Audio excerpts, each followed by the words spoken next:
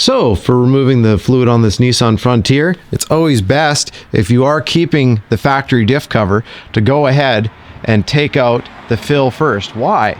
Well, it's because if you don't take out the fill first, if you pull out the bottom end and you can't refill your diff cover, that's going to be a real big problem. Now, you're probably wondering, what size is it? Just grab yourself a 3/8 ratchet, you just click it onto the front here, and it literally comes out. There's actually no bit needed. So again, you just do this, pop this guy out. Now, some people will say, oh, make sure you do it when it's cold. And some will say, make sure you do it when it's hot. So I'll tell you what it is. The benefits of doing it when it's cold, everything's in the bottom of the pumpkin, and it makes it a little bit, you'll get more of the fluid out. But if you do it when it's hot, the fluid is not, it brings the viscosity down. So it's a thinner fluid rather than it being cold and thick. So with it being thinner, it'll come out quicker and easier. I'll leave it up to you. Just be careful because you don't want to burn your hands on the fluid. So if you are doing this on a warm truck, try your best not to get the fluid on your hands. Otherwise it could really hurt. So this is the drain. It's right here on the bottom of the pumpkin. Go ahead and pull this one out next. And it is the exact same thing. Just use your ratchet. You probably won't need an extension. You might need a small extension. This extension's pretty long. I use this just to get around our sway bar right here. So there goes the fluid. I didn't catch most of it coming out, but again, you just pull it out just like I did the fill.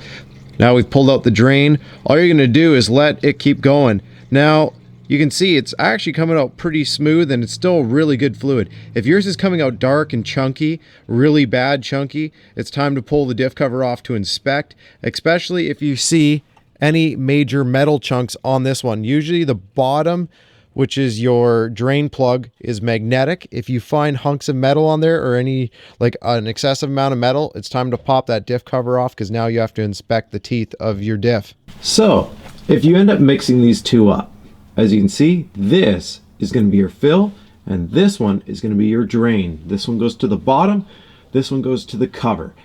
The reason why, that's the magnet. That's what will pick up any debris. So if you were to pull this apart and you have any metal in your diff, you would see chunks of metal on here and you would know you're in trouble. If this was on the bottom, what would end up happening is it wouldn't stick to any of the metal. On the bottom one, like I said, I just threw a little bit of thread sealant on there. Just go ahead, throw it on those threads, tighten it in, and then from there, go ahead and tighten it up to 30 foot-pounds. So on the factory diff cover, remember how that bolt's right here? That one's easy. All you do is you fill up fluid until fluid starts running out. Once fluid starts running out, it's full. In this case, because of the ARB diff cover, we have to use our fill dipstick and get it to the line we made. So again, factory diff, just fill it up until the fluid runs out. ARB, you have to fill it up and monitor it on the dipstick. It's a little bit more tedious. As you can see, we're using 75 W140. We're going to start this with 1 to 2 bottles. I'll probably pour 1 in check. It won't even probably touch the dipstick, to tell you the truth. Just looking at the amount of fluid in there. Then we'll do a second bottle, and then from there, we'll start measuring as we go into the third. With this one, you can see you just simply do this. It's a slow pouring fluid because of the fact that it is such a thick liquid. But again, just let it pour in. I usually cut 1 cap all the way. So I figure it'll take about 2.5 bottles. What it'll do is you'll see, like I said, a steady thick stream of fluid, and then you don't have to wait for it to all drain out. As soon as you see that steady thick stream of fluid, just take your bottle, put it down, and tie this fill back in. This fill, again, can go to the same as the drain, which is about 30 foot-pounds. Once you do that, you have completed your diff fluid change. We just seen the fluid touch the silver, so we're good. So you take about 2.5. Again, it's a little bit harder to see, but you can actually see where it bubbles out on the dipstick. It doesn't help that I've been holding it a little longer, but if you look, you can see where it starts coming, like where the line is in person. You'll see that it's dry up the shaft and it's wet right at the marker. If you want, you could go a tiny bit above, but I wouldn't go too much just because you don't want to overfill your diff either. If you're looking at a really cool upgrade, again, these ARB covers are really awesome. They look nice.